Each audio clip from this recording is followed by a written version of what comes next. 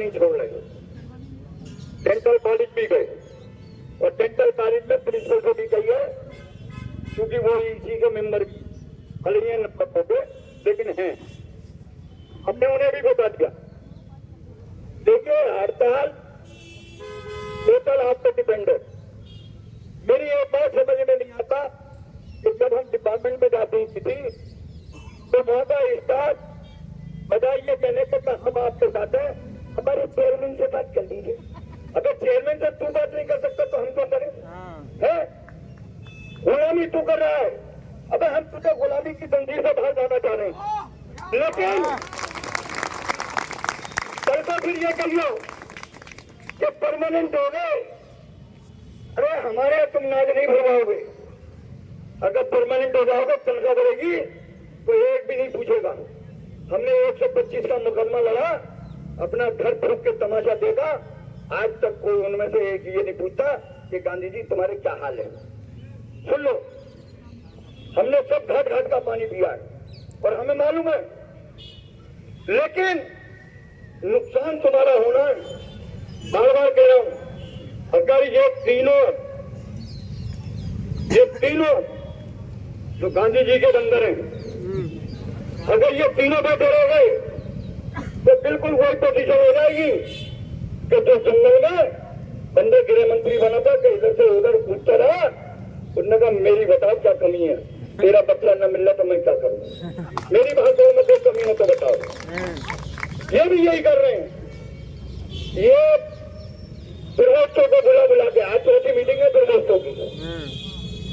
Principal नाम बोलता हूं इसलिए कि मेरी पहले बात होती है।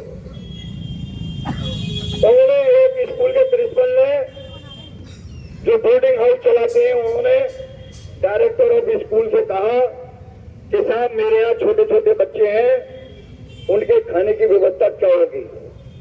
डायरेक्टर ने कहा 14 तारीख की हड़ताल है, खाना नहीं पकेगा, किसी भी कैटर से बात कर लो।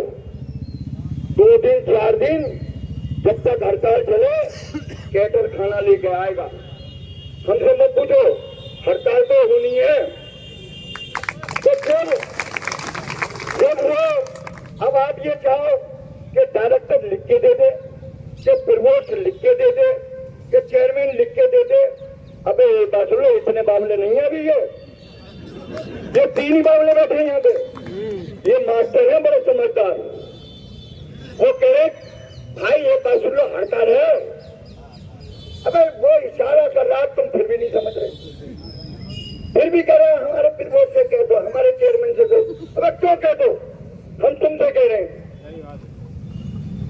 अगर 9 तारीख को कोई नुकसान हुआ है, अबे जंग में जब लड़ाई होती है तो नफा नुकसान नहीं देखा जाता।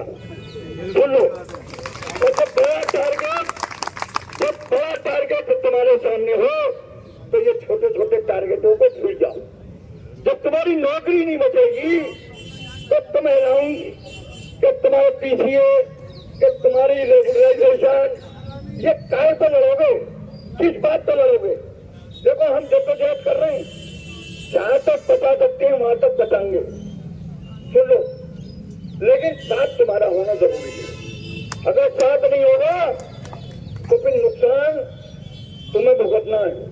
मैं बता रहा हूं बार बार, हम हो, रेहान साहब हो या कोई और भी हो, और यहाँ के लोग जकी साहब, इनके तो 14 महीने रह गए रिटायरमेंट के। कहीं मुझे तो लग रहा है कि कहीं कंपल्सरी रिटायरमेंट ना दे दे, लेकिन हमने भी कह दिया है कि हमने तारिक मंसूर से लिखवा दिया है कि कंपल्सरी रिटायरमेंट में 100% पेंशन मिलेगी। समझे? तो जकी भाई भी घबरा नहीं गए। अब जकी भाई का टेम्पो इतना हाई है कि मैं आपको बता नहीं सकता। क्या 16 साल का लड़का जो कोई दौड़ेगा जो एक के लेके आज दौड़ेंगे। सुन लो, और मैं खुदा कह रहा हूं, मैं वजू कह रहा हूं कि जितना जोश जकी भाई में, मैं तो फिर भी लिहाज कर जाता हूं। वो कहते तो तू सुन लीजिए साहब, बहुत हो गई, करिए आप रजिस्ट्रार से बात, सिंचाई होगी।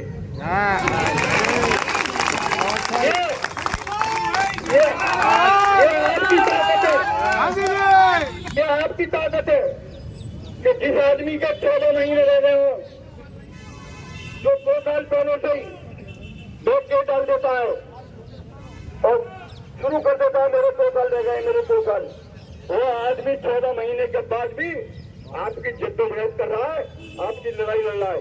इस धुएं को देखो, तुम्हें तो 20 साल और 25 साल नौकरी करनी है, तुम्हें तो अपना भविष्य देखना है। ये तो पूरा होकर रिटायर होकर घर चला जाएगा, पीछे से मैं भी चला जाऊंगा, लेकिन मुस्तकबिल तुम्हें देखना है।